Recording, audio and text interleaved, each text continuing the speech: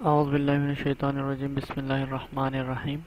یہاں پہ میں نے جتنے بھی فارسی میں روزمرہ کے جو استعمال ہوتے ہیں وہ تمام مصدر جو میرے ذہن میں آ رہے تھے وہ میں نے کوشش کر کے یہاں پہ لکھے ہیں۔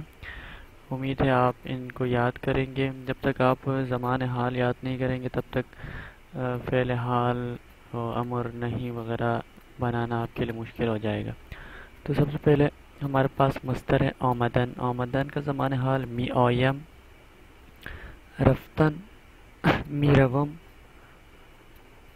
می آیم میں آتا ہوں یا آ رہا ہوں، دونوں کے لیے استعمال کرتے ہیں، یا میں آؤں گا۔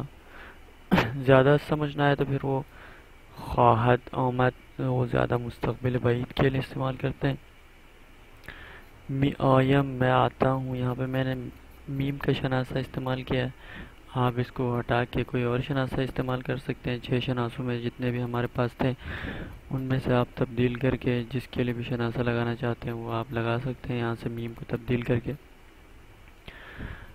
می آیم میں آ رہا ہوں یا میں آتا ہوں یا میں آؤں گا، بس شروع میں وہ چینج کر دیتے ہیں، کبھی آلن لگا دیتے ہیں، کبھی خواہد مستقبل کے لیے، آلن ابھی کے لیے، اس طرح وہ سمجھتے ہیں۔ باقی ادبی فارسی میں، کتابی فارسی میں گرامر تھوڑا لمبا ہے، لیکن بولتے وقت اسی طرح ہی بولتے ہیں، میں آ رہا ہوں، میں آؤں گا، سب کے لیے ہی استعمال کرتے ہیں۔ گفتن می گویم، خوردن می خورم، نوشیدن می نوشم، شنیدن می شنوم، آوردن می آورم، گذاشتن می گذارم، برداشتن بر می دارم، پختن می پزم، نوشتن می نویسم، کردن می کنم، زدن می زنم، چسبیدم می چسبم، باختن می بازم، دوش گرفتن